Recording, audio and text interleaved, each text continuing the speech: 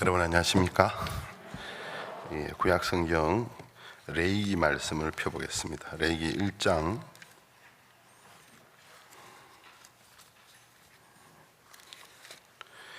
레위기 1장 3절과 4절을 읽겠습니다. 레위기 1장 3절과 4절 찾으신 줄 알고 제가 읽겠습니다. 그 예물이 소의 번제이면 흠없는 수컷으로 회막문에서 여호와 앞에 연락하시도록 드릴지니라. 그가 번제 머리에 안수할지니 그리하면 연락되어 그를 위하여 속죄가 될 것이라. 넘어가서 한 군데만 더 찾아보겠습니다. 16장 레위기 16장 21절 말씀을 읽겠습니다. 아론은 두 손으로 산염소의 머리에 안수하여 이스라엘 자손의 모든 불의와 그 범한 모든 죄를 고하고 그 죄를 염소의 머리에 두어 미리 정한 사람에게 맡겨 강야로 보낼지니. 두 부분을 읽었습니다. 하나님이 우리 한 사람 한 사람을 구원하시고 우리 생애에 많은 일들을 행하시는 것 같습니다. 우리 주변에 어떤 사람들이 구원받는 걸 이렇게 보면 우리의 예상을 항상 깨트리더라고요. 우리 선교회에 지금 동울산에 사역하고 있는 안태영 목사님이 있는데 군대 동기예요. 제가 이제 군대 생활할 때 과천에 있는 정부 청사학교는 수도군단 사령부에 1989년부터 근무를 했는데, 이제 그 수도군단 사령부의 파견지 중에 하나가 관악산에 보면은 헬기장이 하나 있고, 그 당시 군사 2급 비밀이었는데 지금 모르겠습니다. 이런 얘기 해도 되는지 모르겠는데 한 30년도 전에 2급 비밀이었는데 지금도 비밀인지 모르겠습니다. 그래서 헬기장이 하나 있고, 헬기장에서 좀 더 올라가면 그 등산객들이 볼 때는 계단에 그냥 뭐 조그마한 문이 하나 있는 것 같이 보여요. 근데 그 안에 들어가면 사실은 지하 벙커가 있었습니다. 그래서 그 벙커 안에서 이제 거기 우리 군단 사령부의 소속이었기 때문에 저는 이제 통신병이었거든요. 근데 군단 사령부에 있다 보니까 그냥 무전병이, FM 무전병이 아니라 우리는 무선 장비를 운용하는 겁니다. 예하 사단과 모두에게 장비를 운용하는 그 일을 해서 그 벙커 안에서 무선 장비들을 했습니다. 더 이상 상세한 이야기 하면 안 될 것 같은데, 안테나 위치도 아마 지금도 비밀일 수 있는데 하여튼 거기에 있었습니다. 거기는 이제 우리 군단 사령부의 그 예하 파견지였는데, 제가 거기에 제 기억에 한 6개월 정도 파견을 갔던 적이 있는데, 아마 제가 상병이었나 병장이었나 모르겠습니다.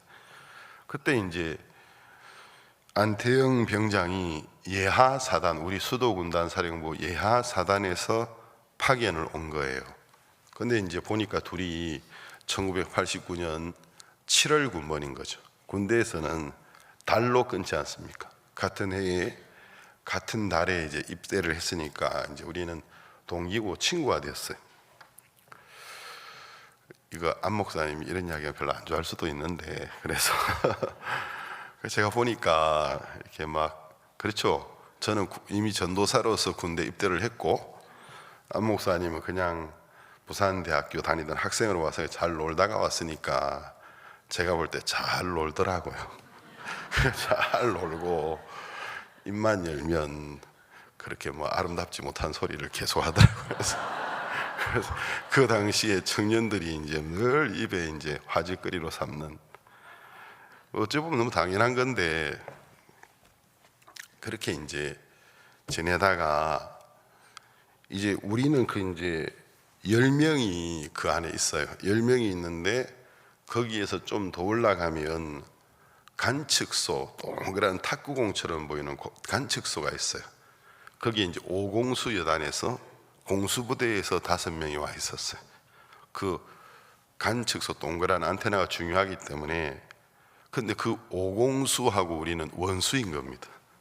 왜냐하면 그 공수부대 군인들은 자기들은 독수리라는 거죠. 공수훈련을 받았고 독수리가 저 땅개 새끼들하고 같겠냐 맨날 하면서 감히 독수리한테 이 딴개 새끼들이 이제 그러면서 대놓고 욕을 하고 자존심이 세고, 근데 자기들은 우리한테 부식을 얻어먹어야 돼요. 그래서 우리한테 밥도 얻어먹는 주제에 이제 공수부대라고 폼을 얼마나 잡는지. 그래서 이제 그 부대에서 이제 군용 트럭으로 관악산 밑에 일주일에 한 뭐 두세 번 음식이 와요. 그럼 이제 우리가 이제 배낭을 메고 내려가서 그 음식을 이제 등에 배낭에 넣고 이제 올라오는 거죠. 그 당시 아마 3.2km 정도 되는 거리였는데, 3.2km는 거리들 일반인들이 한 1시간 반 정도에 보통 올라와요. 그런데 이제 군부대에서 한 6개월 거기 산을 타고 사니까 3.2km 되는 구간을 배낭에 짐을 꽉 싣고 45분 만에 올라오는 겁니다. 근데 처음에는, 그때는 이제 인생에서 제일 컨디션이 좋은 나이지 않습니까? 좋은 나이니까 나중에는 이제 재미 붙어서 서로 누가 먼저 올라가나 경쟁하면서 막 이제 올라오면, 거기 연주암이라는 신라시대 의상대사가 만들었다는 유명한 절이 있는데, 거기에 이제 사찰에 오시는 분들이 아이고 저 군인 아저씨들 봐라 날라다닌다 그러면서 이제 또 우린 그 재미에 더 빨리 이제 올라오고 그랬는데, 근데 우리한테 부식을 얻어먹는데도 자기들은 공수부대라고, 그래서 우리 선배 때부터 악명이 높은 거예요. 그래서 그 공수부대하고 하도 이제 싸움을 많이 해가지고 우리 군단에서도 이제 거기에 올려보낼 때 좀 완력이 좋은 사람들을 보내는 거예요. 그래서 이제 한 번씩 전설이 많이 있어요. 군대의 전설이. 야간에 헬기장에서 내려와, 이 독수리 새끼들 다 내려와. 그래가지고 예배에 이렇게 쌍욕을 해도 될지 모르겠는데 그래가지고 우리 고참 중에 그 충청도에서 농사 짓다가 오는 고참이 있는데, 김문종이라고, 야 너 그 배돼지는 삽이 안 들어가냐? 이제 그러면서 밤중에 내려와. 그래가지고 헬기장에서 비겁하게 떼거리로 오지 말고 한 놈씩만 와. 야 독수리 배돼지에는 죄송합니다 삽이 안 들어가냐? 그러면서 이제 그러는 막 심야의 혈투 막 이런 것이 이제 있었는데, 서로 기싸움이 대단한 거죠. 자기들이 아무리 공수부대 훈련을 받아도 비슷한 또래의 청년들이 10명이고 5명인데 누가 기죽으려고 하겠습니까? 근데 어느 날 이제 안 되겠다, 우리가 친선을 도모해야 되겠다. 그래서 밤중에 친선 고스톱 대회가 열린 거예요. 그래가지고 이제 원래 그 10명 분대원이 그 위치를 이탈하면 안 돼요. 밤중에 이제 그래서 이제 다 자야 되는데, 우리가 이 친선 오래간만에 공수부대 애들하고 좀 화목해질 필요성이 있다. 그러니까 이제 모두 다 이제 우리말 일명 탁구공으로 올라가서 이제 고스톱을 치러 가는데, 누군가 이제 군단 사령부에서 연락을 오면 이상무 저는 지침 중 그래야 될 사람이 필요하니까 누가 남을라 하겠습니까? 근데 저는 이제 구원받은 그리스도인이고 전도사였기 때문에 나는 안 간다, 내가 남겠다. 나 남아서 나 성경 보는 게 훨씬 낫다고. 근데 이제 그날 밤에 다 가는데 이 안병장이 그런 거 좋아하는 사람인데 자기 안 간다라는 거예요. 그래서 남았어요. 그러면 그게 고참들의 이제 그 취미 생활이 뭐냐 하면, 우리는 많은 무선 장비를 다루기 때문에 서울 시내의 모든 사람들이 하는 통화를 감청할 수가 있어요. 마음만 먹으면. 그러니까 뭐 TV도 없지, 그 당시에는 인터넷도 없으니까 고참들이 뭐 하냐면은 다 무전기 박스 옆에 앉아가지고 주파수를 계속 바꿔요. 바꾸다 보면 젊은 연인들이 통화하는 이제 딱 걸렸다 딱 듣고 있어요. 그래가지고 둘이서 이제 뭐 사랑하니 어쩌고 저쩌니 하는데, 그러면 딱 고참들이 자식들 잘 놀고 있네. 누구는 여기서 죽을 고생하는데 딱 그 자식들, 그 사람들은 이 목소리를 못 들어요. 다들 그게 고참들의 낙이었어요, 낙. 그러니까 저는 이제 그럴 건 아니기 때문에 안병장이 안 가니까, 웬일로 안병장이 안 가냐. 그래서 성경을 이렇게 보고 있는데, 어이 신병장 왜? 그러니까 내가 요 책을 한 권 읽고 있는데 적극적인 사고방식이라는 책인데 내가 성격이 적극적이지 못해. 막 우유부단하고 그랬는데 이걸 보니까 적극적인 사고방식을 가지기 위해서는 이 책이 이게 기독교인이 적은 것 같은데 신앙이 좋대, 신앙이. 그래서 신앙에 대해서 좀 이야기해 달라는 거예요. 그게 웬 떡이냐. 그래가지고 이제 밤 10시쯤에 앉아서 아무도 없으니까, 이건 우리 세상에 지하 벙커에 아무도 없으니까 그때부터 완전 생짜비인 거예요. 교회를 한 번도 안 다녀봤어요. 그러니까 이제 천지 창조부터 시작해서 이제 복음반을 시작하는데, 그러니까 이제 복음반 장거리 논스톱 마라톤 복음반을 밤 10시부터 시작해서 새벽 계속 한 겁니다. 그럼 제가 그때는 이제 에너지 넘치는 청춘이었고 전도사였기 때문에 이게 에너지가 넘치니까 한 새벽 6시 정도까지 계속했어요. 그러니까 완전히 논스톱 복음반을 갔는데 이제 죄 이야기도 끝났고 구원 직전, 이제 복음을 전하기 직전까지 왔는데 사람이 맛이 가버리는 거예요. 밤새 잠을 안 잤으니까 아이고 나 신병자 이러면서 나 좀 자면 안 돼. 나 이제 근데 제가 보니까 지금까지 굉장히 집중도 있게 잘 들어왔는데 결정적인 순간에 정신을 못 차리는 거예요. 그래서 이제 안병장은 이런 일 처음인지 몰라도 나는 경험이 많아. 요런 순간에 꼭 잠이 오거나 누가 전화를 하거나 이런 일이 항상 있어. 내 말 무슨 말인지 못 알아듣겠지만 사탄의 역사야. 그러니까 나가서 세수하고 오라고. 세수하고 또 앉혀놓고 복음을 전했는데 아침에 구원을 받아버렸어요. 그래서 제가 논스톱으로 아마 한 8시간 정도 8시간 가까이야 말씀을 전하지, 경론을 벌이면서 말씀을 전하지 않았나 싶습니다. 근데 그렇게 구원을 받고 나중에 이제 안병장에 제대를 하고 교회 연결이 됐더라고요. 그래서 온 가족이 다 구원을 받고 나중에 이제 결혼을 했는데, 또 누구하고 결혼을 했냐면 지금 이제 안태영 병장 사모님 이연희 사모님이라고 저하고 남부상에서 학창 시절을 같이 보냈던 사모님이거든요. 누구하고 결혼한다고? 그러니까 아이고 나하고 무슨 인연이 있길래 또 내가 그래 잘하는 분하고 또 결혼을 하냐. 지금도 이렇게 교회 안에 있는 걸 보면 그냥 안태영 목사님이 있어주는 자체가 항상 고마운 거예요. 야, 지금도 군대 시절에 구원받은 저 친구가 있으니 고맙다. 여기 이틀 전까지 있었는데 뭐 목사님 교제한다고 저는 강사니까 이게 서로 마주칠 틈이 없어요. 오래간만에 한국을 왔는데 밥 한 끼도 같이 먹을 시간이 없는 거죠. 밥 한 끼 먹어야 되는데 하고 차 타고 내려가고 있다 하더라고요.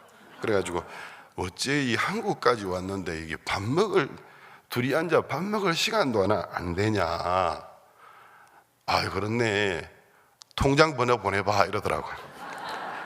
나 28년 전에 한국 떠나서 주민등록 다 말소되고 제외 국민이야. 통장 개설이 안 돼. 그러면 달러 통장 번호 보내봐. 달러 통장 필요 없고 다음에 만나고 안 목사가 교회 안에 있어줘서 참 고맙다. 건재하게 있는 게 고맙다. 제가 이제 그런 것들을 이렇게 생각해 보면 한 사람이 구원을 받고 하나님의 교회 안에 있는 게 절대로 사람으로 말미암는 것이 아닙니다. 보이지 않는 하나님의 손길이 우리 한 사람 한 사람을 구원하셨다라는 거죠. 그런데 하나님이 우리를 참 사랑하시고 우리를 통해서 많은 일을 하기를 원하시는데 우리 속에 이제 하나님이 역사하시기에 불편한 요소들이 굉장히 많아요. 그런데 우리는 하나님이 우리의 삶을 사용해 주기를 바라지만 내 속에서 하나님이 나를 들어쓰시기에 굉장히 불편케 하는 요소들이 있다는 부분을 잘 인지하지 못하고 있고, 이런 부분들이 제거되어질 때 하나님 나를 통해서 더 힘있게 역사할 수 있다는 걸 잘 감지 못하고 그냥 내 삶을 들어서 주십시오 이런 기도만 우리가 잘한다라는 거죠. 근데 하나님이 이제 제 삶을 들어서 복음의 일을 이렇게 하게 하시면서 언제부턴가 이제 자꾸 저를 이제 간섭하기 시작하시더라고요. 어느 날 에콰도르 선교사님이 젊은 선교사 이제 페루 있을 때 단기로 왔다가 신학교 입학해 선교사로 왔는데 도망을 가버렸어요. 살기 힘들다고. 2008년 12월 말이었던 것 같아요. LA에 계신 박정수 목사님께 전화가 왔어요.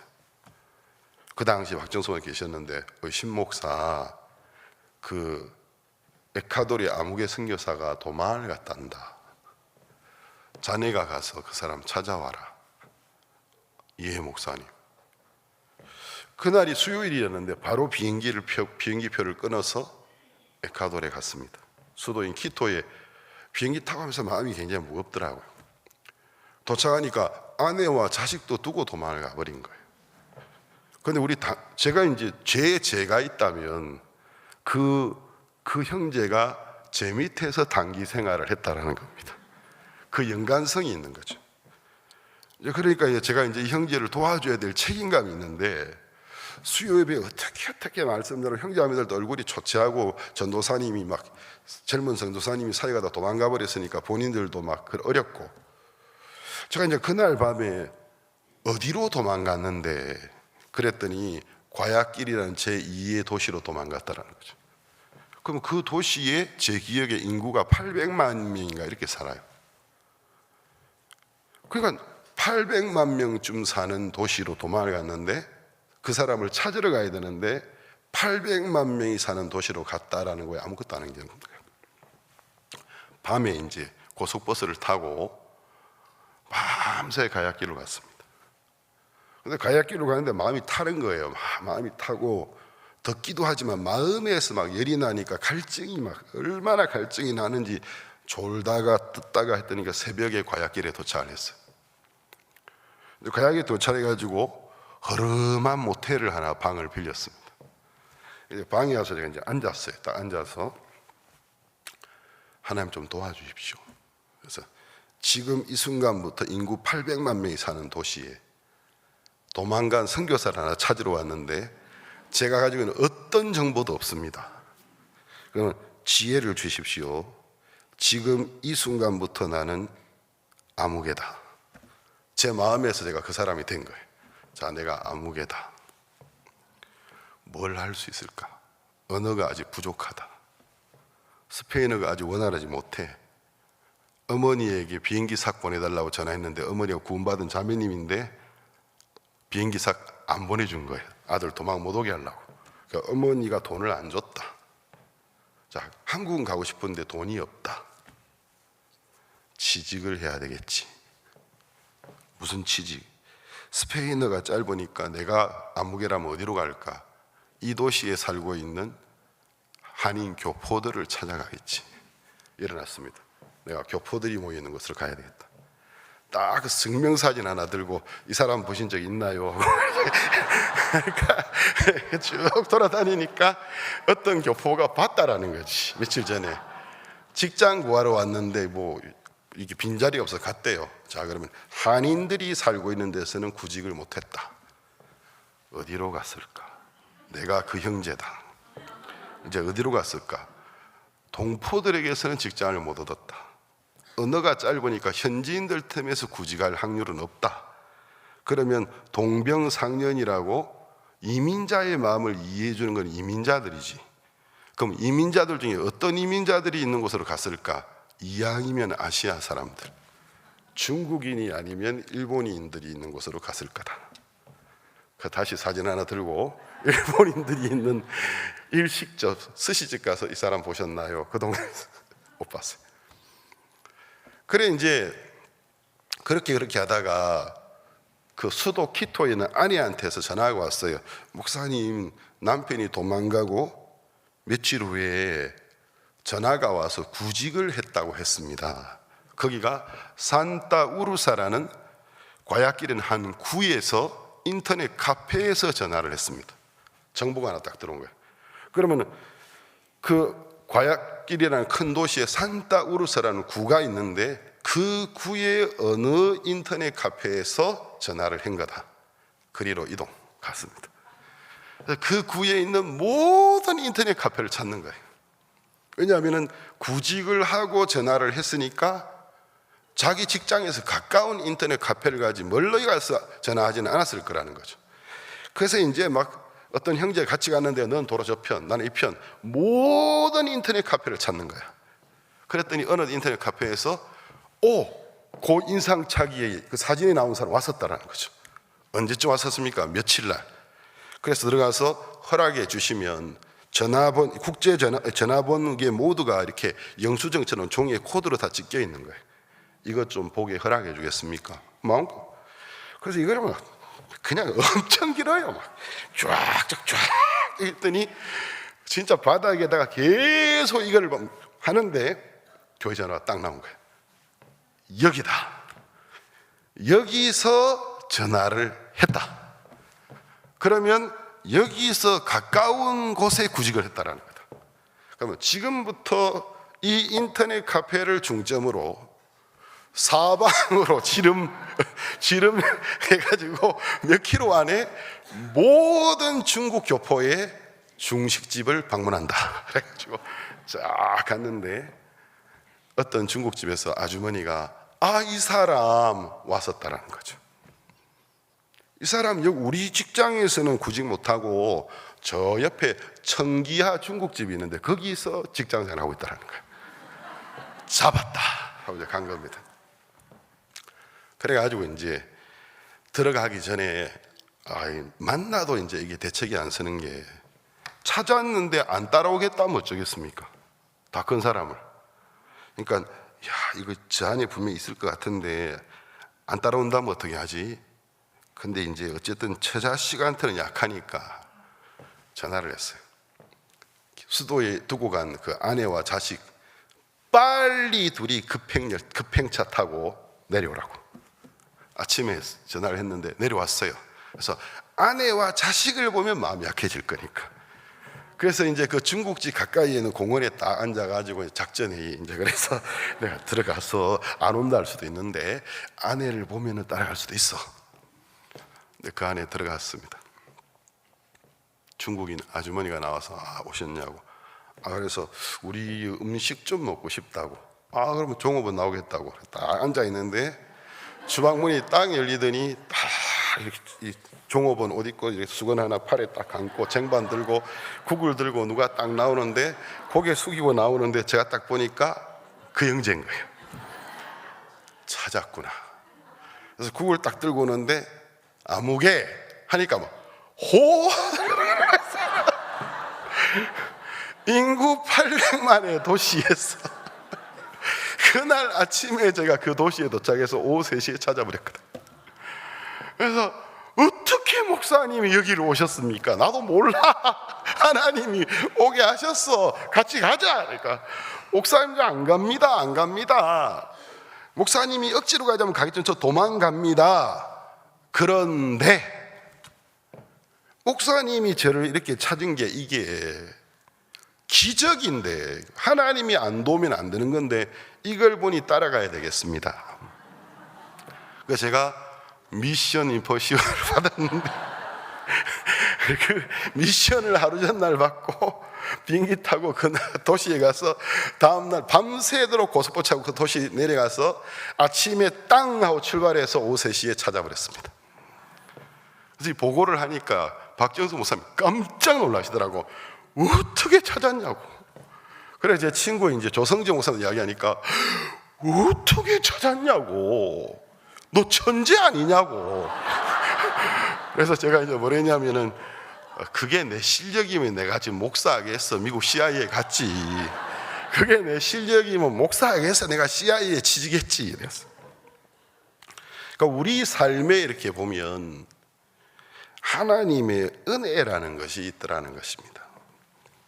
근데 이제 하나님이 우리 속에 물론 나중에 그 전도 또 도망갔어요.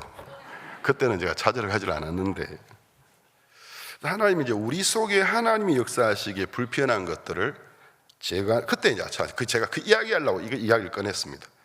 그때 이제 임태삼 목사님이 에콰도르에 강사로 와 계셨어요. 그래가지고 딱 저를 보시더니 제가 이제 학생 때부터 저를 아시거든요.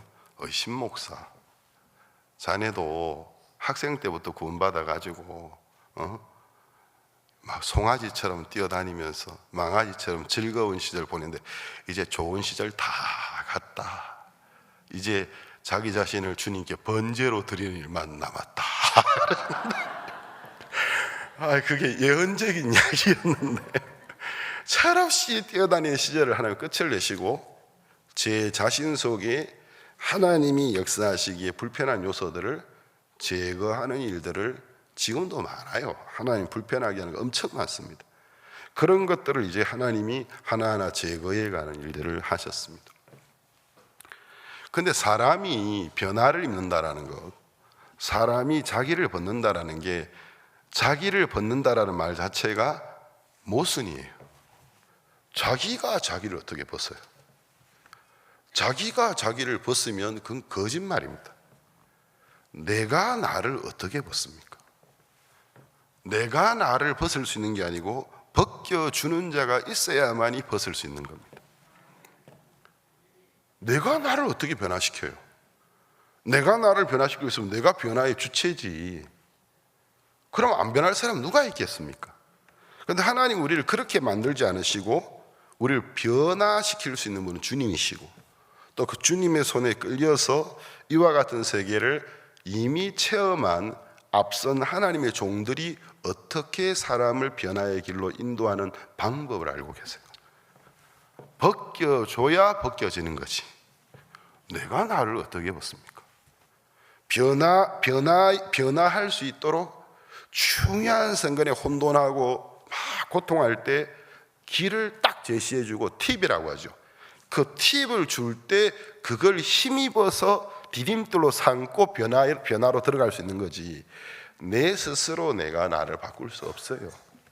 그래서 하나님은 우리에게 구원을 주시고 성령을 주시고 교회를 형성하시고, 성령은 교회를 형성하기 위해서 온 영입니다. 그러니까 나 구원받았기 때문에 성령 받았어, 그러니까 모일 필요도 없고 인도자도 필요 없고, 그건 맞는 말 같지만 성경을 잘 모르는 사람들이 하는 소리입니다. 하나님의 주님의 영이 교회를 형성해서 그 교회로 말미암아 내 삶을 이끌어 가시는 것입니다. 하나님은 이제 이런 일들을 제게 하기 시작하셨어요. 그런데 제가 이제 멕시코에서 2012년에 1월에 영어 캠프가 있었는데, 자초지종을 다 말씀드리기는 그렇고 영어 캠프 이후에 참 어려운 일들이 있었어요. 제 편에서는 잘하고 싶었는데, 미국에서 영어 캠프 팀이 왔는데 제 편에서는 잘하고 싶었는데 결과적으로 뭔가 은혜롭지 못한 부분들이 발생했던 겁니다. 그리고 이제 그게 1월 달에 있었던 일이고, 2월 달에 박 목사님께서 남미를 오셨어요. 제가 남미 페루에 월드 캠프를 도우러 멕시코 내려가 있었는데, 목사님은 이제 신앙에 대하여 이제 영적으로 교제를 시작하셨어요. 제가 이제 그 전에도 그런 일들이 굉장히 많았기 때문에 다시 한번 제 마음속에 굉장히 어려움이 찾아왔습니다. 이 세부적인 어떤 이야기를 다 구질구질 말씀드릴 수는 없지만, 그래서 목사님 저를 계속 뭐라 하시고, 제 딴에는 잘하려고 했는데 일을 잘 못한 사람처럼 드러나졌고, 나는 일을 잘하려고 했는데 내가 일을 어렵게 만든 장본인이 되진 거예요.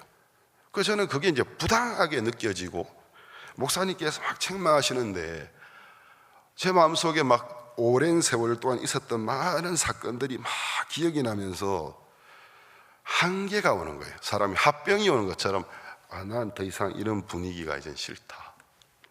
나는 이제 이런 분위기 싫어. 나 이런 교제의 분위기도 싫고, 즉 이런 쪽으로 마음이 쫙 끌려갔어요. 그래서 이제 제가 이제 그 페루 월드 캠프 바로 직전에 예배당 앞에는 밖에는 길거리에 전봇대 앞에 딱 서가지고, 중학교 3학년 때 구원을 받아가지고 제가 부를 줄 아는 유행가가 없어요. 유행가를 첫 소절 부르면 그다음 몰라요. 근데 제가 이제 구원받을 무렵에 히트를 쳤던 유행가가 있는데, 이선희의 제2에게와 이용의 10월의 계절이 있었습니다. 그것도 가사를 다 못 외우는데 갑자기 그 이용의 10월의 계절의 후반부가 뭔가 내 마음과 맞았던 것 같은 느낌이 듭니다. 그 뭐더라고 인터넷 찾아봤더니 한마디 변명도 못하고 잊혀져야 하는 건가요? 그게 얼마나 아멘이 되는지 저 전부 테이프에서 유튜브에 틀어놓고 한마디 변명도 못하고 나 이제 끝이구나 등신아 이왕 가는 김에 그냥 속신하게 이야기나 해버리지 이게 안 되는 거예요. 근데 목사님 앞에 딱 쓰면 목사님이 제 마음은 너무 큰 거죠. 그러니까 버벅거리고 말이 안 나오고 그러니까 한마디 변명도 못하고 잊혀져야 하는 건가요? 갈 때 가더라도 좀 속시하게 변명이라도 하고 가야지. 그걸 틀어놓고 그게 그래 제가 왜 신앙 없는 분들이 가라오케 가서 유행가 틀어놓고 우는지 비로소 이해가 됐습니다. 이래서 그러는 거구나. 마음을 딱 때리는 가사를 하면서 자기 인생을 기억하면서 그래서 우는 거구나. 한마디 변명도 못하고 잊혀져야 하는 건가요? 이거 진짜 아멘 된다.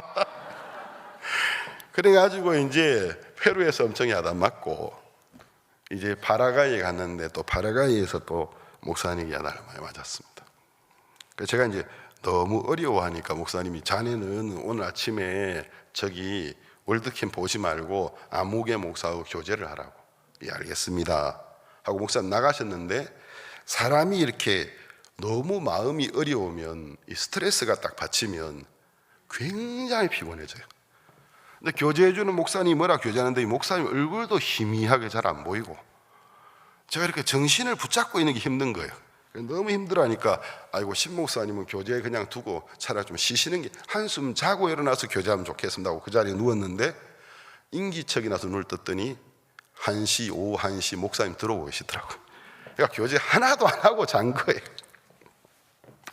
목사님 딱 들어오시니 교제 좀 했는가? 아유 너무 피곤해가 잤습니다. 그래서 식사하시고 좀 앉아보게 또 막 이렇게 뭐라 하시는데 이제는 한마디도 안 들어오고 힘들기만 했습니다. 그래서 제가 목사님께 처음으로 목사님 제가 이렇게 말씀드리고 싶은 게 있습니다. 그 뭔가 목사님 제 구원받을 때 전도장 아니었습니다. 저 형제였습니다. 형제였지만 제가 정말 행복했습니다. 근데 제가 전도자가 되고 난 다음부터 언제부턴가 너무 힘들고 또 목사님께서도 이런 저를 보시면서 힘들어 하시는 걸 보니까 또 저도 힘듭니다. 제가 기쁜 소식 선교회가 지향하는 사역자가 못 되는 것 같습니다. 제가 내린 결론은 기쁜 소식 선교회가 찾고 있는 사역자의 상과 내가 먼 사람이라는 것. 기쁜 소식 선교회가 지향하는 사역자가 못 되는 것 같습니다. 이제 모든 것을 내려놓고 싶습니다. 목사님이 딱 보시더니 어이 자네 저 2층으로 같이 따라 올라가죠. 올라가서 앉았습니다. 딱 앉으시더니 하나님과 박옥수 목사가 자네를 도와줄 테니까 자네 이제부터 내 말 들을란가? 예. 로마서 2장을 딱 펴시더니 하나님의 인자하신가 자비하신가 오래 참으심이 너를 해결케 하심을 알지 못하고 다만 내 고집과 돌이키지 않으면 진노를 쌓는도다. 천천히 읽으셨어요. 부가 설명이 한마디도 없어요. 자네 이야기해 보면 마음에 와닿는 거 있는가? 뭐 오기는 뭘 와요? 그래가지고 예 그러니까 다시 하나님의 인자하신가 자비하신가 오래 참으심이 너를 해결케 함을 알지 못하고 다만 내 고집으로 진노를 쌓는도다. 마음에 지금 와닿는 거 있는가? 예? 잘 모르겠는데요. 이제 이런 교제가 이제 막 이게 도대체 뭐 하는 것인지도 모르겠고 또 목사님 아무 부가 설명 없이 그냥 성령이 일해 주기를 바라면서 또 3번째 읽으셨어요. 근데 뭐가 깨달아지고 대답을 해야 되는데 할 말이 없으니까 너무너무 답답한 거예요. 다시 자네 할 말이 있는가? 없습니다. 하나님의 인자하신가 자비하신가 오래 참으심이 너를 해결케 하면 알지 못하고 다만 내 고집으로 하나님의 진노를 머리에 쌓는다. 할 말이 있는가? 없습니다. 그 마음이 이제 마음의 온도가 올라가기 흡상승하기 시작하는 거, 뭔가 대답을 해야 되는데 할 말이 없는 거예요. 다시 한번 하나님의 인자하신가 자비하신가 성령의 오래 차심이 너를 회개케 하시면 알지 못하고 다만 이 고집으로 진노를 받는다 하는데 뭐가 딱 와닿았어요. 그 목사님, 저 잠시만, 제가 다른 건 잘 모르겠는데 목사님이 근간에 우리 교제하면서 회개해야 된다라는 얘기를 참 많이 하시니까 제가 회개하려고 부단히 애를 썼습니다. 목사님이 원하는 회개에 도달해 보려고 엄청 애를 썼는데 그만 목사님이 하신 말씀 들으니까 하나님의 성령이 나를 회개로 인도하는 것을 알지 못하고 다만 내 고집으로 내가 내 스스로 회개하려고 애쓰고 있는 것 같습니다 하니까 그렇지, 딱 그러시는 거예요. 이제 그러시더니 양말을 하나 벗으세요. 양말을 딱 공으로 만드시더니 손에 딱 올리시더니 자네 내 말 잘 들어봐. 자네는 지금 사탄에게 너무 잡혀가지고 자기 스스로 벗어날 수 없어. 자, 지금부터 나를 하나님이라고, 이건 얘인데 하나님이라고 가정해보자. 내가 이제 지금 얘야. 이제부터 박옥수 목사가 하나님이라고 가정하는 거야. 자, 이거 뭐지? 동동동 양말을 불러서 손바닥에 던지시면서 양말이지? 예. 자, 이제부터 내가 하나님이야. 이건 비행기야. 자네 이건 뭔가? 예. 비행기죠. 이게 어떻게 비행기야? 양말이지. 손에 들어. 비행기입니다. 이게 어떻게 비행기야? 양말이잖아, 이거. 비행기입니다. 이게 무슨 비행기야? 양말이지. 손바닥에 공을 톡톡톡, 양말 공을 이렇게 치시면서. 근데 목사님이 말씀하셨지 않습니까? 내가 하나님이라고 가정하고 이야기하셨지 않습니까? 하나님이 양말이라면 양말이죠. 그렇지. 그렇지. 자네는 됐네. 교제 끝. 이제 자네는 멕시코 가면 하나님 성령이 힘있게 역사하실 거라고. 이게 도대체 뭔지도 모르겠고 내가 지금 이거 뭔 교제를 받고 있는 건지 막 부가 설명 하나도 없고 이게 뭐 도대체 이게 무슨 도인의 무슨 도인들의 대화를 하는 거 대답을 했는데 내가 뭔 대답인지 모르겠는데 그래 그렇지 하고 뭐 이렇게 그래 그렇지 그러더니 그렇지 하더니 이게 자네는 됐네. 뭐가 됐는지도 모르겠고 이제 멕시코 가면 하나님 성령이 역사하신대요. 그래서 야단이 다 끝나버렸어요. 그 길로. 그래서 제가 이제 멕시코에 돌아왔는데 제정신이 돌아온 겁니다.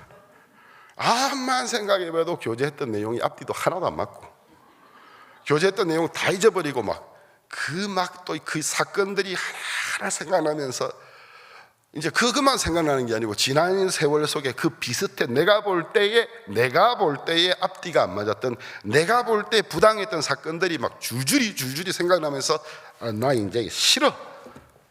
나 더 이상 난 이렇게 살 수 없어. 제 마음이 막 극단적으로 가기 시작하는 겁니다. 그러니까 제가 제 자신을 컨트롤할 수 없는 상태에 들어갔어요. 그럼 그렇게 했는데 이제 제가 저를 잡을 수가 없었어요. 하나님, 그러니까 긍휼히 여겨달라는 기도밖에 하나님 저를 긍휼히 여겨주세요. 긍휼히 여겨주세요. 새벽마다 이제 일어나가지고 하나님 이제 더 이상 저는 제 힘으로 더 이상 이 길을 갈 수가 없는데 긍휼히 여겨주십시오. 하나님, 그때 제가 처음으로 제가 정말 소경이라는 사실이 마음에 느껴졌어요. 아무것도 안 보이는 거예요.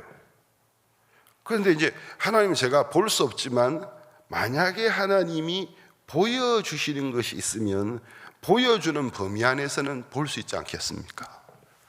나 이제 어느 게 진리고 어느 게 거짓이고 어느 게 참이고 구별이 안 됩니다. 뭐가 선이고 뭐가 악인지도 모르겠습니다. 그냥 화만 나고 다 집어치우고 싶은 생각밖에 안 듭니다. 불쌍히 여겨주십시오. 그런데 어느 순간부터 며칠 후에 하나님 제 마음을 딱 잡으면서 어디에서도 답을 얻을 수 없으니까 성경을 읽게 하시는 거예요. 마태복음, 새벽마다 마가복음, 어떻게 마음의 이 퍽퍽한 마음을 진정시킬 수가 없으니까.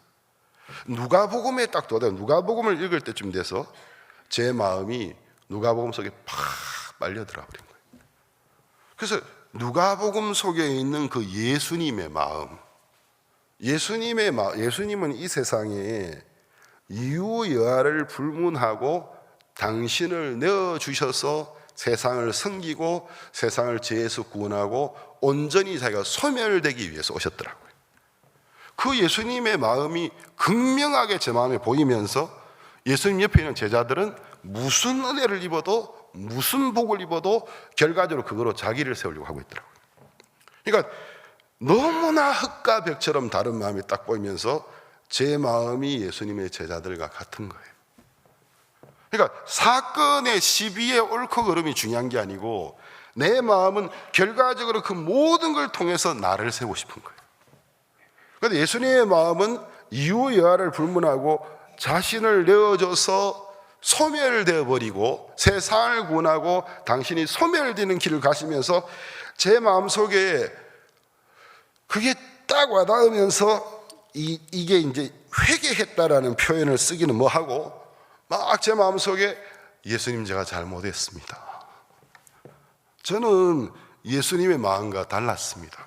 예수님은 자신을 다 비워버리는 길을 걸으셨지만 나는 무슨 일을 만나도 결과적으로 은혜 입은 것으로 위로받은 것으로 복을 받은 것으로 결과적으로 저는 저를 세우려고 하고 있었습니다. 내 마음은 예수님이 가시는 길과 정반대의 길을 가고 있었습니다. 나를 불쌍히 여겨주십시오. 나를 용서해 주십시오. 내 마음을 예수님이 딱 감동하면서 그 주님의 마음을 딱 만나는 순간 시비가 끝이 나버렸어요. 막 그 분하던 마음이 팍 가라앉아 버렸어요. 그리고 나서 이제 이게 성경 보는 재미가 이제 생겼는데 계속 성경이 전혀 다르게 보이기 시작하는 겁니다. 신약 성경이 로마서, 골로새서, 빌립보서 성경을 읽으면서 계속 놀라는 게 내가 지금까지 뭘 믿고 있었던 거지? 내가 지금까지 반쪽짜리 구원을 전해왔던 것 같은 그런 느낌. 그렇다고 구원이 아니라는 건 아닙니다. 분명히 구원이었지만 그러면 성경이 우리에게 말하고 있는 복음은 예수님이 우리의 죄를 다 씻은 그것이 복음의 핵심인 것은 맞지만 그게 다가 아니고 죄만 씻어진 게 아니고 우리가 하나님 앞에 하나님을 거스리고 대적하는 우리를 하나님 예수님과 함께 깨끗이 끝내버리고 이건 깨달아야 되는 세계가 아니고 뭐 대단한 깨달음 이미 그와 함께 끝내고 하나님 우리에게 역사하시기에 아무런 부족함이 없는 존재로 예수님과 함께 만들어 놓으신 거구나. 그게 제 마음에 딱 오면서 그럼 내가 지금까지 도대체 사람들에게 뭔 이야기하고 있었던 거야? 그래서 이게 이제 굉장히 놀라웠어요. 근데 제가 이제 박 목사님께 야단을 대통 맞았기 때문에 우리 성경에 그런 분위기 있죠. 누가 야단 맞으면은 아이고 내가 가까이 했다 나도 불똥 뛸라 아무도 안 오지 않습니까? 그러니까 목사님께 대통하니까 아무도 대답도 안 하고 아이고 저 인간 가까이 하면 나도 불똥 튀어 이제. 그럼 뭐 연락하는 사람도 없어요. 그래가지고 이제 달동네 그 가난한 방에 앉아가지고 성경만 보고 있는데 그해 11월에 콜롬비아 보고테에 사역하던 김충건 목사님이 저한테 전화를 한 거예요. 목사님, 근간에 우리 콜롬비아 지역에 좀 이렇게 희한한 일이 일어나고 있습니다. 지역에 교회 가서 막 사람들한테 전단지 돌리고 했는데 집회를 하는데 이상하게 말씀을 너무 잘 듣는 사람들이 있는 겁니다. 말씀도 너무 집중해 듣고 말씀 들을 때 반응도 좋고 복음 전하니까 기뻐하고 마치고 보니까 목사들인 겁니다. 아, 목사님들이었구나. 내가 이분들이 목사님들 알았으면 이렇게 자연스럽게 말씀 못 전했을 텐데. 근데 그게 한 도시에서 일어난 게 아니고 몇몇 도시에서 동시에 그런 일들이 일어나고 있었어요. 저도 이제 콜롬비아에서 올리는 소식을 보면서 특히 희한한 일이 일어나. 요즘은 이게 CLF 때문에 너무 보편제. 그때는 이게 정말 잘 보기 힘든 일이었어요. 근데 그 이야기를 하면서 근데 목사님 이게 그래 제가 제 마음속에 보고타에 목회자들 초대해서 집회를 하고 싶은데, 목회자 세미나를 하고 싶은데 누구를 강사로 세울까 생각해 보니까, 목사님, 한 나라에서 목회하다가 성공한 사람들이 수도로 가는 겁니다. 똑같은 목회자들도 수도권에 있는 목회자들하고 지역의 목사들의 차이가 있습니다. 근데 제가 지역 목회자를 통했는데 수도권에 와 있는 날곡인다라는 목사님들에게 이게 통할지 자신이 없는데, 제가 강사하기는 좀 그렇고, 그래서 신 목사님을 생각하게 됐습니다. 신 목사님도 제가 이제 그때 제 입지가, 이런 말 좀 이상한 말이지만 입지가 불안했기 때문에 저를 초대하는 게 자기도 모험이었다고 간증하더라고요. 내가 저 불똥 튄 저 사람 초대했다가 나도 불똥 튈 수 있는데, 근데 그러면서 초대했죠. 저는 이제 그때 처음으로 누군가 나를 초대해 준다는 게 그렇게 고마웠습니다. 나를 초대해 주는 사람이 있으니까 참 고맙다. 그래야 이제 보고타에 도착을 했는데, 이분이 자세한 설명을 안 했거든요. 근데 경찰 오디토리움인데 500석 중에 370명이 기성교회 목회자들이 온 거예요. 그래서 깜짝 놀랐습니다. 좀 자세하게 이야기하지, 사전에. 나는 뭐 그냥 목회자 세미나를 쉽게 생각했더니, 보고타의 교회가 2,000개쯤 있는데 팀을 나눠서 2,000개 교회를 다 초대했다라는 거죠.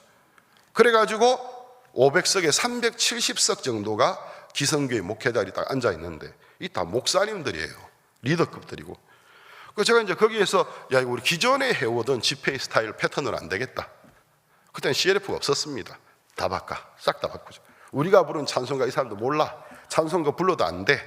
근데 마침 저와 함께 멕시코의 전문 가수로 활동하던 자매가 그때 구원을 받고 따라왔거든요. 노래를 아주 잘 불러요. 전문 가수니까, TV에 나오는.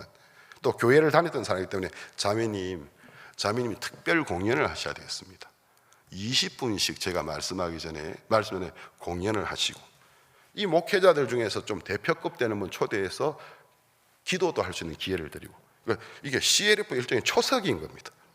그렇게 하고 마치고 난 다음에 상담 시간에 여러분 중에 구원의 확신 손들, 누가 손들겠습니까? 다 목사님들인데. 그러니까 뒤에 상담도 안 돼. 그러니까 이 강사가 이거는 쇼부를 봐야 돼.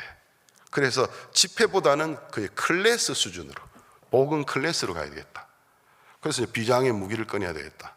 선교 안에서 배우고, 목사님께 배우고, 또 저도 배우고 읽고, 가장 많은 전성이 로마서인데 로마서 강의를 해야 되겠다. 그래서 이제 마음을 다 들여서 로마서 강의를 시작했습니다. 저도 굉장히 긴장을 했습니다. 그런데 이제 첫날, 둘째 날 아침, 저녁, 그리고 셋째 날 아침쯤 가니까 로마서 3장쯤 복음이 들어가는데 놀라운 일이 일어나기 시작하는 겁니다. 그 목사님 딱 두고 있다가 할렐루야! 박수를 팍 치면서 눈물을 막 흘리면서, 내가 지금까지 내 마음의 죄의 문제가 해결이 안 됐는데 이제 내가 믿어졌다 하면서 곳곳에서 할렐루야, 아멘, 그 하나님을 찬양하라, 글로리아 디오스 있거든요. 글로리아 디오스, 이게 어떤 형식이 아니고 마음에서 막 터져 나오는 거예요. 근데 제가 이제 말씀을 잡아서 깜짝 놀란 겁니다. 사람들의 반응에. 이제 막 사람들이 막 구원을 받기 시작하는데, 말씀을 딱 마쳤는데 화장실을 갈 수가 없는 거예요. 몇 메다 가면 목사님의 문이 닫고, 나 지금 화장실이 급한데 지금 말씀 오래전에 가지고, 아이고, 여러분 말씀 은혜 입었습니다. 목사님은 제가 목회를 했는데, 제가 목회를 했지만 제 마음에 정죄를 받고 제 문제가 해결이 안 되고 늘 어려웠는데, 오늘 목사 말 때 이제 내 죄가 다시 믿어졌습니다. 고맙습니다, 목사님. 그럼 또 딴 사람이 또 잡고, 가면 또 잡고, 딴 사람 또 잡고. 화장실에 심지어 소변 보고 있는데 등 뒤에 등을 치면서, 그 되게 민망하잖아요. 그래가지고 예, 감사합니다. 목사님, 막 이랬는데, 이거 좀, 예, 이렇게 해가지고. 하여튼, 이런 일이 일어난 겁니다. 그리고 이제, 집회를 마치고, 토요일 날 마치고, 일요일 날 이제 보고타 교회가 굉장히 외져요. 외진데, 그 주일 오후에 목회자와 기독교 지도자들이 자기 교회 예배를 인도해야 되는데, 60-70명이 찾아온 겁니다. 거기까지. 거기가 굉장히 외진데인데, 그것도 일요일인데 저는 이제 월요일 날 떠나는데 가면 어떻게 합니까? 우리를 이렇게 두고 가시면 어떻게 합니까? 우리를 두고 가면 목사님 신학교 없습니까? 그때는 우리가 없었어요. 지금 굿뉴 테올리 스쿨이 없었거든요. 없습니까? 우리 좀 이런 말씀 배우고 싶다고. 그리고 제가 이제 그게 2012년 11월에 있었던 일입니다. 멕시코로 돌아왔는데 2013년 14년 잊어지지가 않는 거예요. 그 목회자들이 그러니까 우리 선입관이구나. 목회자들 중에서 말 못하지만 죄의 문제 때문에 고민하고 있는 계층이 굉장히 많고, 어찌 보면 이분들이 가장 집중력이 높고 우리가 전하는 복음을 가장 잘 받아들일 수 있는 특별 계층이구나. 왜? 말귀를 알아들으니까. 그런데 우리 선입관만 버리면 되겠구나. 내가 이걸 다시 해야 돼. 이 생각이 계속 있다가 2015년에 멕시코에서 한 목회자 협의회와 더불어서 시작을 했습니다. 목회자 세미나를. 거기 한 70명쯤 왔는데 폭발적인 반응이 일어났습니다. 그래서 제가 애초부터 승부를 걸겠다. 액통수로 승부를 걸어야 되겠다. 저는 혼자하고 목사님도 한 70명 앉아 있는데 이분들이 붙잡고 늘어진 건 요한 1서밖에 없다. 만일 너희 죄가 너희 죄를 자백하면. 그 해석이 잘못된 걸 첫 번째 시간부터 치고 들어가고 이게 무너지면 다 끝장이다. 그래서 승부를 걸었습니다. 이틀의 주제를 회개와 자백 그리고 속죄의 차이 딱 걸고, 성경이 말하는 회개가 뭔지, 자백 자체가 뭔지, 자백은 필요하지만 자백 자체가 절대로 죄를 씻지 못하는 것, 예수 그리스도의 복음을 이해하고 믿고 믿음, 그걸 쫙 전하는데 목사들이 확 무너져 버린 겁니다. 그러면서 이제 여러 목회자 협의회에서 소문이 퍼져서 강연해 달라. 2016년에는 정식으로 순회 목회자 세미나를 해달라고 연락이 왔습니다. 그래서 앙케이트 조사를 했어요. 목사님들이 가장 공부하고 싶어하는 성경이 뭐냐? 우리 성막에 대해서 단편으로만 들었지 누가 성막을 전체적으로 설명해 준 사람 없었습니다. 그럼 성막으로 합시다. 주제를 어떻게 할까? 연구를 하다가 구약의 성경을 통해서 비추어 보는 현대인의 신앙. 구약의 성경을 통해서 현대인의 신앙과 무슨 상관이 있는지, 구약의 성경을 통해 비추어 보는 현대인의 신앙. 부제는 사역의 업데이트. 그러니까 사역자가 바뀌어야 된다. 이걸 했는데 놀라운 일이 일어났습니다. 근데 그때 저에게 그게 2015년이었고 16년에 들었었는데, 저와 함께 복음을 섬기오던 제 아내가 주님의 부름을 잊고 소천하게 되었습니다. 그 제가 이제 믿어지지가 않는 거예요. 그 병을 이제 그 진단받고 급성 골수성 백혈병, 믿어지지가 않는 거예요. 그 자기도 그 약을 딱 듣더니 몸이 안 좋은데 이제 혈액 전문의가 저를 따로 불러놔서 막 이야기하니까 뭐라 하는데, 혈액 전문의가 저를 부르더니 당신 몇 살입니까? 아주 몇 살인데요. 아내 나이가 어떻게 됩니까? 예, 몇 살입니다. 자녀들이 있습니까? 예, 있습니다. 자녀들, 대화가 이런 식으로 가는 거예요. 자녀들 몇 살입니까? 예, 몇 살입니다. 근데 지금 왜 이야기를 이렇게 하시죠? 근데 이분이 처음부터 딱 깨놓고 이야기 안 하고, 피 속에 있어서 안 될 것이 60-70%가 있습니다. 그게 뭔데요? 그랬더니 급성 골수성 백혈병인데 백혈구가 팽창을 해서 혈액의 70% 60%가 백혈구라는 거죠. 그러면서 한 달 못 넘깁니다. 장례 준비하십시오. 또 이러는 거예요. 그 제가 이제 안에 들어가니까 제 아내가 뭐가 밖에서 수근수근 봤기 때문에 뭐라 하는데 누워서 자꾸 물어봐요. 우리는 구원받은 그리스도이니까 세상 사람은 좀 다르지 않습니까? 그래서 대답을 안 하고 가만히 있었어요. 뭐라 하는데? 그래, 저 사람은 좀 맛이 갔는지 이상한 소리에. 뭐라 하는데? 당신 보고 급성 골수성 백혈병이란다. 한 달 못 넘긴단다. 그러니까 제 아내가 누워서 제 얼굴을 딱 보더니 꼭 무슨 남의 이야기 듣는 것 같으네 그러더라고요. 그리고 병원을 가서 14일 후에 소천했습니다. 제가 이제 그 멕시코 국립암센터에서 14일을 제 아내 밤 근무로 제가 아내를 간호했거든요. 그러면 제가 이제 제 아내하고 24년, 만 24년 3개월을 같이 산 건데 은혼식을 한 해 앞두고, 근데 제가 24년을 살면서 한 번도 그때처럼 제가 아무 일도 안 하고 14일을 아내 옆에 있었던 건 처음이었습니다. 항상 복음 전하던 바빴죠. 여행은 많이 해도 그랬죠.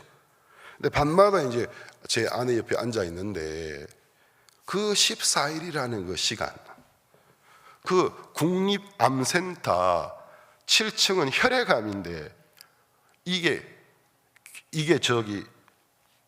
뭐죠? 감염되면 안 되는 곳이기 때문에 유리도 이중창으로 돼서 스마트폰도 안 터져요. 인터넷도 안 돼요. 그러니까 그 안에 제 아내만 쳐다보고 아내인데도 손을 못 대요. 마스크 막 다 덮어씌고 무균 상태로 있어야 되니까. 근데 제가 14일을 제 아내를 이렇게 지켜보면서 세상에 제가 24년을 같이 살았는데 이렇게 착한 사람이 있을까? 단 한 번도 원망하지 않는 겁니다.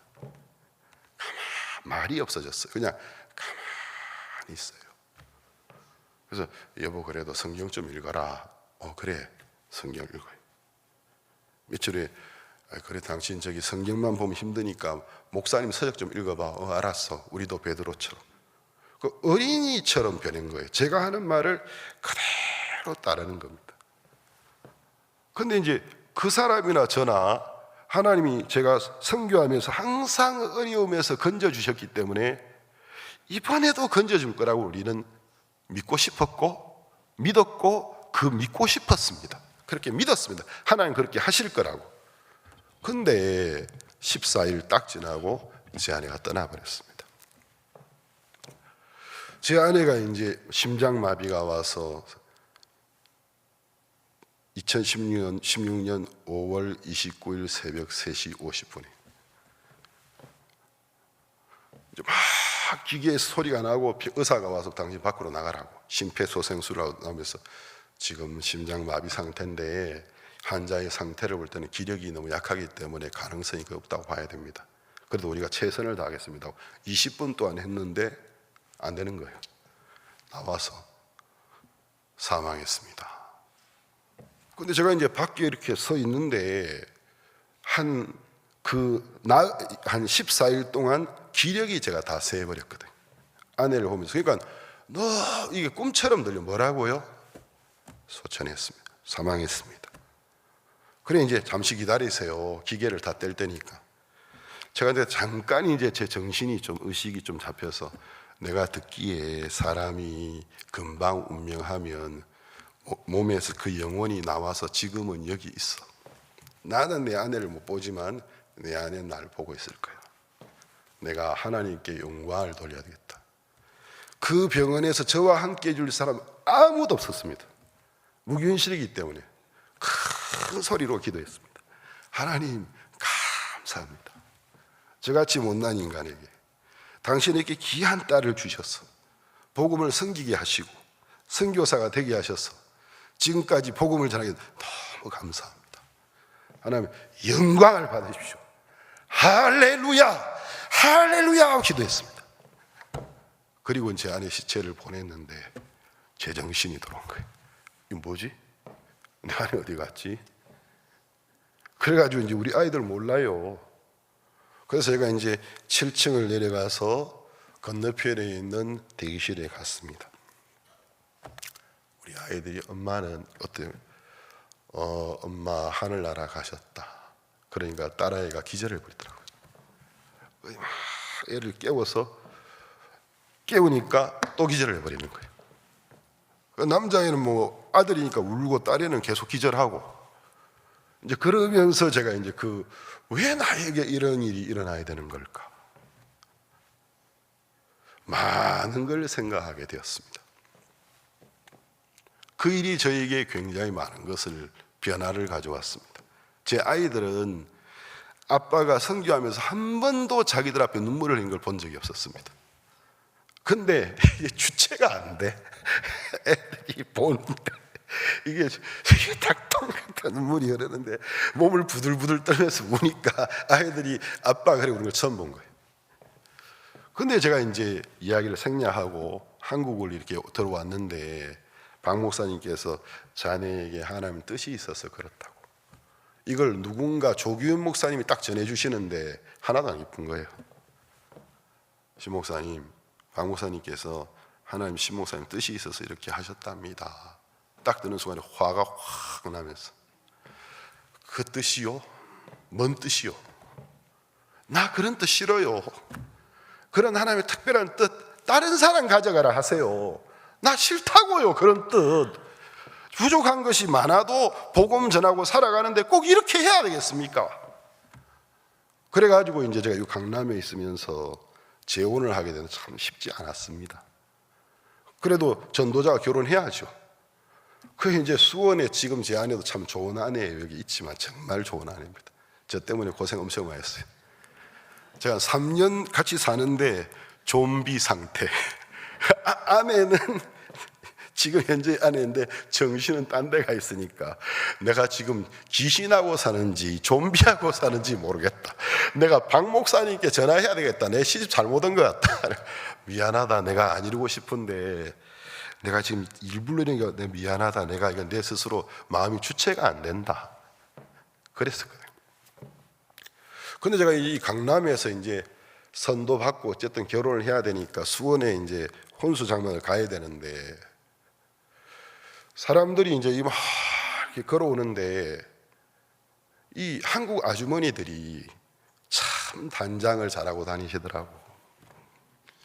참 옷도 잘 입으시고 화장도 잘하고 계시고, 제가 딱 서서 버스 기다리는데 아주머니 들어오는데 화가 그냥 막 확 나는 겁니다.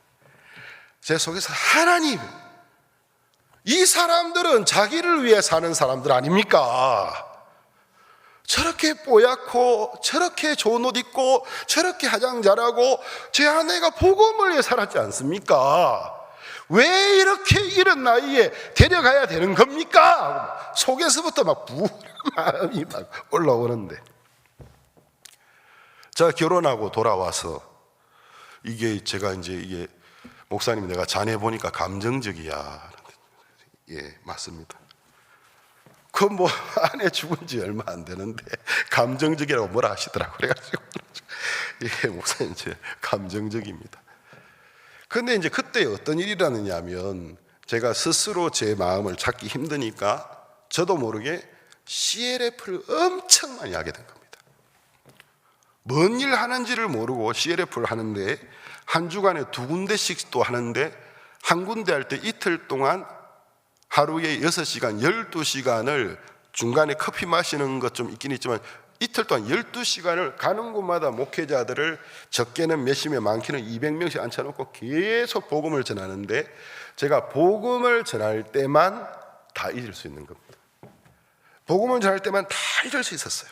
예수님에 관한 이야기하면서 그 예수님의 사랑, 예수님의 구원, 그걸 생각하는 동안에 모든 걸 잊었는데 2016년, 17년, 18년, 19년 제가 지금까지 몇 명의 멕시코와 중남미와 유럽에 있는 스페인어권까지 몇 명의 목회자들에게 CLF를 그런 식으로 한 번 강연이 아니고 이틀 동안 12시간 복음을 전했느냐 하면 39,000명이 넘습니다.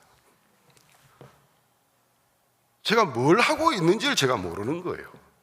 그리고 막 일반 교회 가서 복음을 전하는데 일반 교회 교인들에게 말씀을 전하는 사람이 76,000명이 넘습니다. 제가 무슨 일을 하고 있는지를 모르는데 어느 날 우리 멕시코에서 목사님 아십니까? 뭐를?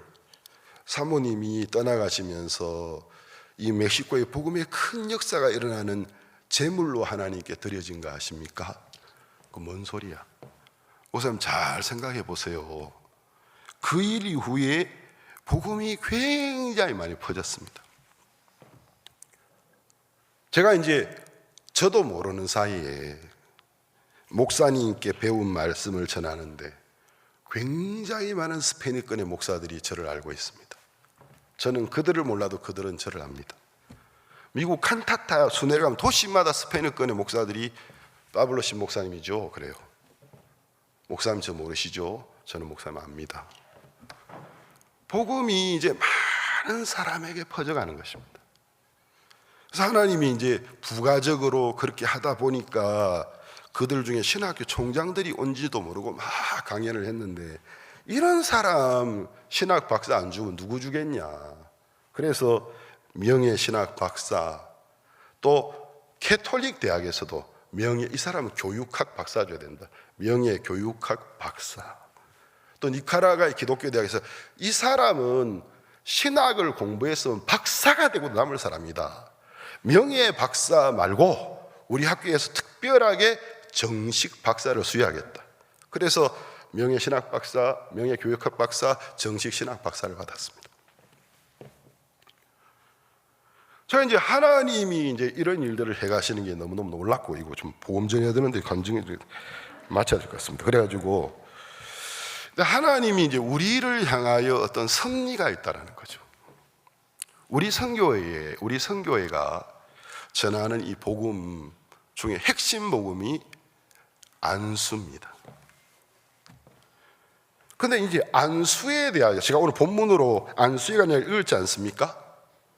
안수해라. 그리하면 연락될 것이다. 손을 그 짐승의 머리에 얹으면 제물이 하나님이 기쁘게 받으시는 제물이 되진다. 그리고 안수해라. 그렇게 하면 죄가 그 짐승의 머리에 두어진다. 구약은 장차 오는 좋은 일의 그림자입니다. 만약에 구약 성경에서 죄가 증가되는 가정에 대하여 안수에 관한 부분을 굉장히 많이 언급해 놓고는 막상 그 그림자의 차명상인 예수님이 오셨는데 예수님이 죄를 안수받는 장면을 말해주지 않으면 모순이 되는 겁니다. 왜냐하면 구약은 장차 오는 좋은 일의 그림자입니다. 차명상의 그림자를 쏘아준 겁니다. 그럼 그림자에서 안수가 나왔으면 차명상이 왔을 때 반드시 안수가 있어야 됩니다. 그 안수가 있기 때문에 그림자가 비춰진 것입니다. 무슨 말 이해되시죠? 그러면 신약 성경에서 예수님이 세상 죄를 위해 죽으시기 위하여 반드시 안수받은 기록이 나와야 됩니다. 안 그러면 안 맞습니다, 성경이. 그런데 이제 이 안수에 대하여 심각하게 고민했던 분이 역사적으로 몇 분 계셨어요. 그 중에 한 분이 찰스 시몬인데 영국 케임브리지 대학에서 학생이었습니다. 이 사람이 이 학교에서 입학하고 난 다음에 이게 성공의 수장인 학교인지를 몰랐어요. 모든 학생들은 이번 부활절에 성찬에 참여해야 된다. 이 학교의 교칙을 보고는 성품상 나는 종교에 관심 없는데 이게 학교 교칙이라면 2학년이 된가 내가 확실하게 성경에 좀 알아보고 난 다음에 내가 성찬에 참석해야 되겠다고 하고 서적들을 읽다가 자기가 죄인인 걸 발견한 겁니다. 아, 내가 거듭나야 되는구나. 또 죄에서 어떻게 벗어나지? 어떻게 벗어날 길이 없는 거죠. 그래서 이 사람은 굉장히 학구적인 사람인데 자기 스스로 죄에서 벗어나려고 애를 쓰는데 안 되는 거죠. 그래서 어떤 서적을 읽다가 옛날에 이스라엘 사람들이 대속죄일 날 수염서의 머리에 오늘 본문 읽었던 레위기 16장 21절 안수에서 죄가 넘어가는 걸 딱 발견한 겁니다. 그걸 보는 순간 자기 마음속에 희망이 드는 거예요. 죄를 전가하는 방법이 있구나. 만약에 내가 죄를 넘길 수만 있다면 나는 내 영혼의 죄를 하나도 남기지 않고 예수님께 다 넘기고 싶다. 근데 어떻게 넘기는지를 모르겠는 거예요. 그래서 금식하면서 하나님 이 날 도와주십시오. 계속 기도하는데 그 성찬식이 부활절 성찬식이 남은 한 주간을 앞두고 자기 마음에 소망이 올라있어요. 근거 없는 소망. 하나님 나를 도와주시겠다. 하나님 나를 도와주시겠다. 그러다가 이분이 1779년 4월 4일 부활절 아침에 새벽에 눈을 딱 뜨는데 그냥 마음에서부터 믿음으로 나의 모든 죄가 믿음의 안수를 통해서 예수님께 다 넘어가 버렸구나. 나는 의로워졌다. 믿어져 버렸습니다.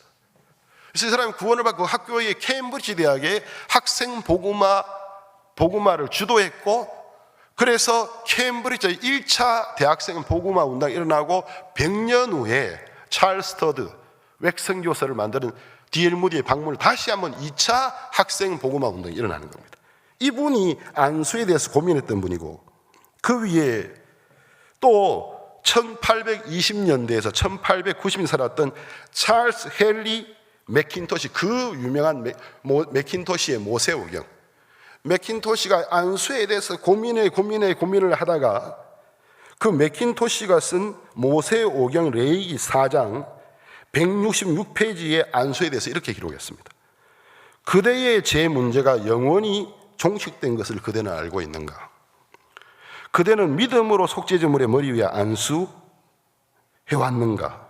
그대는 예수의 구속의 피가 그대의 모든 죄책을 몰아내고 온전히 하나님께서 그 죄책을 다 잊어버리게 하더라는 사실을 알고 있는가? 맥킨토시는 믿음으로 예수님의 머리에 안수하는 것을 이야기했습니다.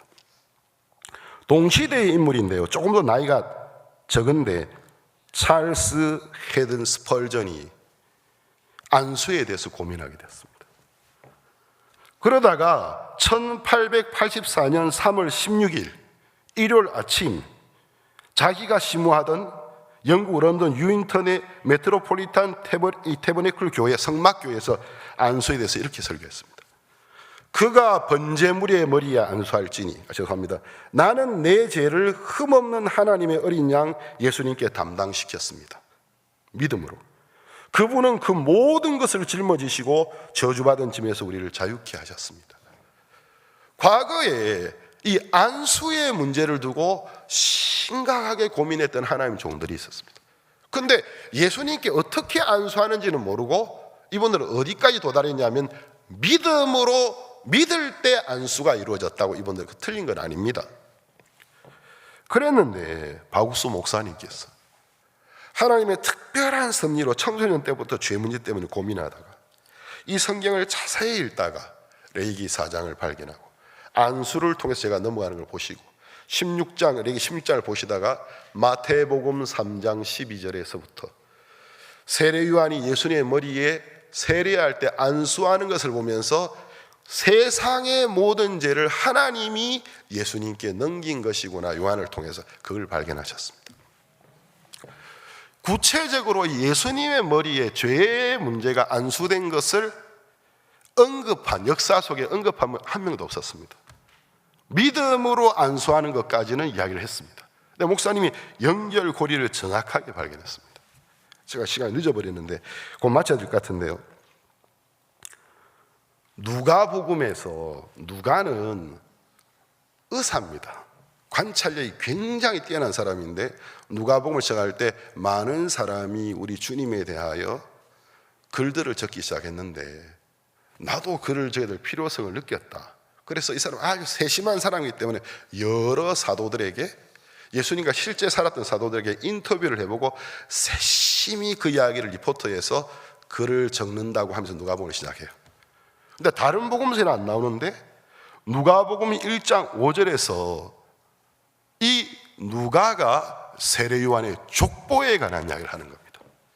누가복음 1장 5절에 유대왕 헤롯 때에 아비야의 반열에 제사장 하나가 있으니 이름은 사가랴요 그 안에는 아론의 자손이 이름은 엘리사벳이라. 이게 얼마나 중요한 구절인지 아십니까? 유대왕 헤롯 때에, 유대왕 헤롯은 가문입니다. 헤롯이 통치할 때 이스라엘에는 아론 계열의 대제사장이 마지막 제사장 안티고누스라는 사람이 로마에서 참수당하고 아론 계열의 대제사장직이 영구히 폐직되어 버렸습니다. 그래서 아론 계열의 대제사장의 직분이 역사 속으로 사라졌던 때를 말하는 겁니다. 그래서 헤롯은 원래 에돔인인데 유대의 왕이 되면서 자기 구미에 맞는 인사들에게 돈을 받고 대제사장을 임명했습니다.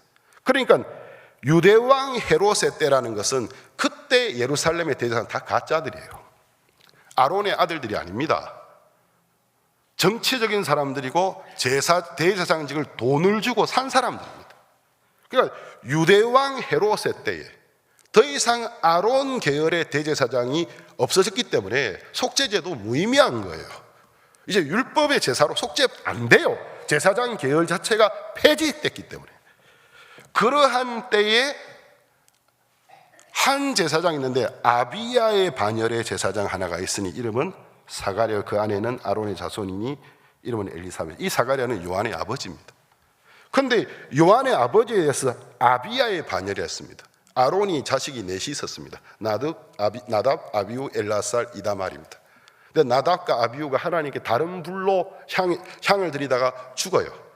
그 자식이 없이 죽으니까 장자와 차자가 죽으니까 삼자인 엘라살이 자동으로 장남이 되고 네 번째 아들인 이다말이 두 번째가 됐습니다. 그러니까 이제 엘라살은 원래 삼남인데 아론의 장남이 되졌는데 이 엘라살이 16명의 아들 낳았는데 아비야가 8번째 아들이에요. 그러니까 뭘 야구했냐면은 사가랴는 대제사장 아론의 직계 후손인 것을 이야기해 주고 있는 겁니다. 그런데 이 사람은 결혼한 사람인데 그 아내는 엘리사벳인데 그 여자도 아론의 딸이더라. 그럼 이 한 구절 속에서 누가가 뭐를 부각시키냐면은 세례 요한은 양부를 통해서 아론의 직계 아들이라는 사실을 부각시키고 있는 겁니다. 그럼 이때는 대제사장직이 이스라엘에 없던 시대입니다. 그러니까 대제사장이 역사 속으로 사라졌기 때문에 세례 요한이 대제사장이 되지는 못했지만 하나님의 성령이 딱 주목하는 거죠. 그러니까 하나님의 성령이 요한을 딱 선택하시는 거예요. 그러니까 하나님의 성령이 보는 관점에서는 아론의 마지막 후손이라고 말할 수 있는 대제사장직은 없어졌지만 대제사장의 방불한 사람이 세례 요한이었다는 거죠. 그러면 이스라엘 백성들이 죄 문제를 해결받으러 어디 가야 됩니까? 대제사장에 나가야 돼요. 성막에 가야 돼요. 근데 세례 요한이 광야에서 회개하라고 외쳤을 때 모든 유대와 이스라엘이 예루살렘에 가짜 대제사장이 안 나가고 세례 요한에게 다 나갔다고 적혀있습니다. 유대인들은 족보에 민감한 사람들입니다. 분명히 그 시대에 그 사람 족보를 따졌을 겁니다. 아론의 아들인 걸 분명히 알았을 것입니다. 그러면 이제 거짓 아론의 아들들과 참된 아론의 아들이 대치관계에 딱 들어가는데, 그러면 참된 아론의 아들은 뭐냐면 너희들은 율법 지키는 거 실패했어. 회개하라 독사의 새끼들아. 율법 지키는 방법으로 못 어려워져. 하나님은 진노를 받게 됐다. 곧 그리스도가 오신다. 회개를 외쳤다면 너 다 실패했어. 메시아가 와야 돼.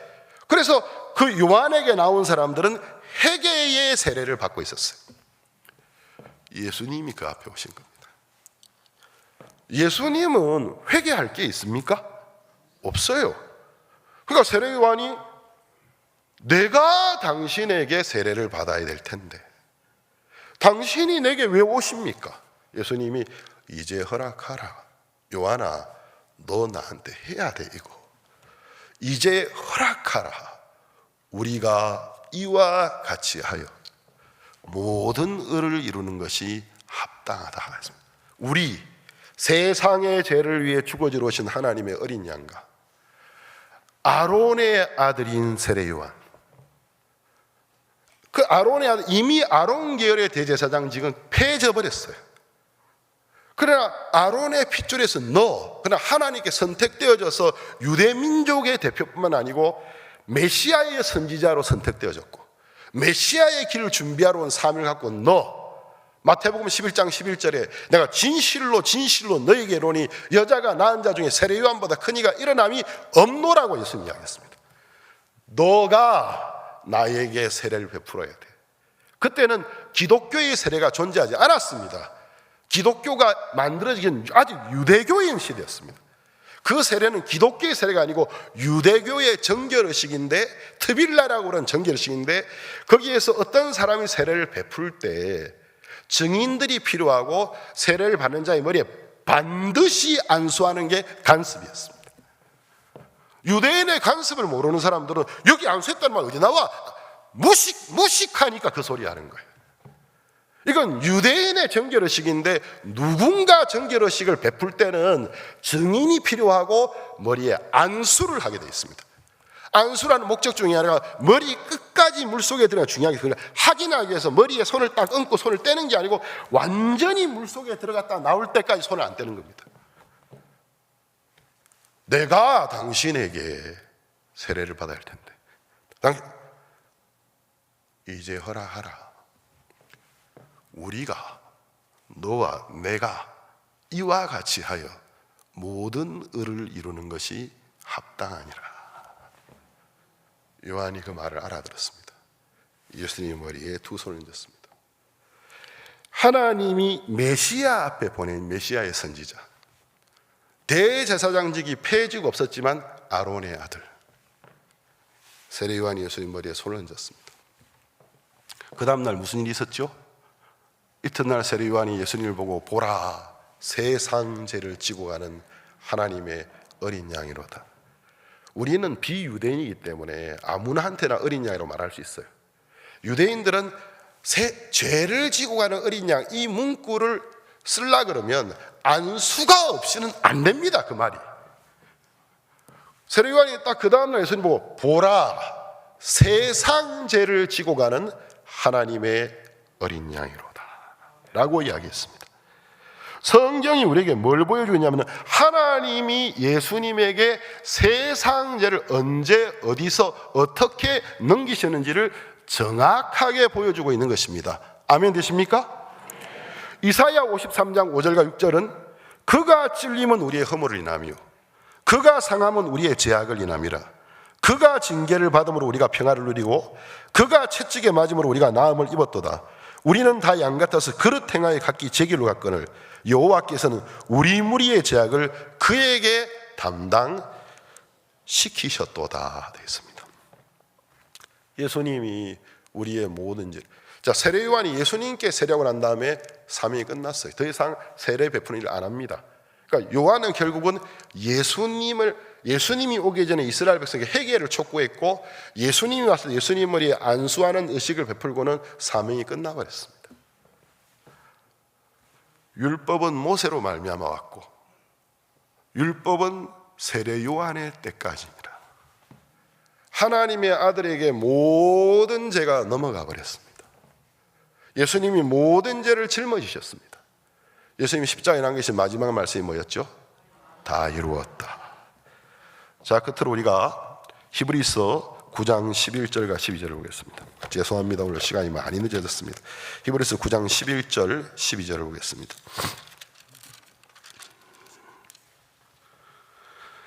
(9장 11절 12절) 그리스도께서 장래 좋은 일의 대제사장으로 오사 손으로 짓지 아니한 곧 이 창조에 속하지 아니한 더 크고 온전한 장막으로 말미암아 염소와 송아지의 피로 아니하고 오직 자기 피로 영원한 속죄를 이루사 단번에 성소에 들어가셨느니라. 예수님이 세상의 죄를 다 짊어지셨습니다. 아멘 되십니까?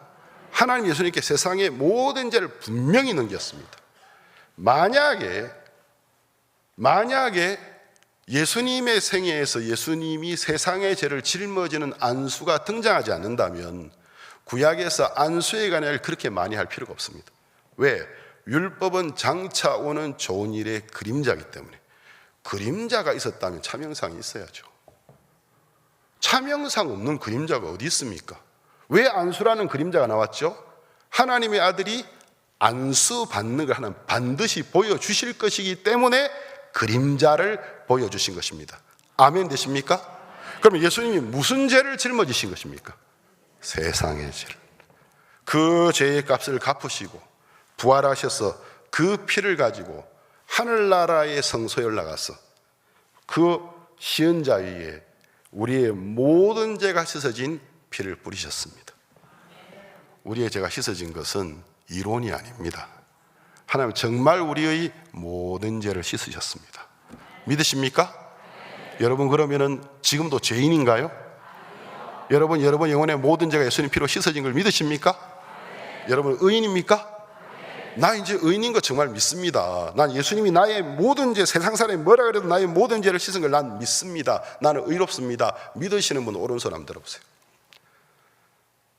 믿으시는 분 할렐루야 한번 해보십시오.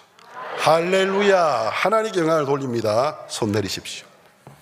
예, 제 다 없어졌으니까 마치겠습니다. 기도 한번 드리고 마치겠습니다. 하나님 아버지, 하나님이 우리 가운데 행하시고 계신 일들 앞에 감사를 드립니다. 우리도 모르는 하나님 손길에 끌려서 우리의 삶이 인도받는 것이 감사하고, 우리 스스로는 올라갈 수 없는 것을 하나님의 손에 끌려서는 갈 수 있고, 우리 스스로 도달할 수 없는 것을 하나님의 손에 끌려서는 도달할 수가 있습니다. 하나님, 신앙이라는 것은 우리가 애쓰고 노력하는 세계가 아니고 당신의 은혜 속에 끌려가는 세계입니다. 하나님이 우리를 사랑하셔서, 긍휼히 여기셔서 우리를 사랑하신 그 큰 사랑으로 우리의 죄를 이미 당신의 아들에게 다 넘기셨고, 그가 친히 그 몸으로 우리의 죄를 짊어지고 우리 죄값을 다 갚으셨고, 부활하셔서 우리를 의롭다 하시고 그 피로 하늘나라에 오르셔서 우리의 모든 죄가 씻어진 것을 증거하시고 단번에 영원한 속죄를 이루셨습니다. 하나님, 우리를 당신의 자녀로 받아주셔서 감사하고 우리를 의인으로 만들어줘서 감사합니다. 이번 집회기간에 구원받은 분들 한 분 한 분들 마음속에 복음이 씨앗이 뿌리를 내고 자라듯이 자라서 큰 확신 속에서 많은 사람들을 구원의 길로 인도하는 일에 쓰임받는 일꾼들이 되게 하여 주시옵소서. 감사합니다. 예수님의 이름으로 기도드렸습니다. 아멘. 네, 마쳤습니다. 감사합니다.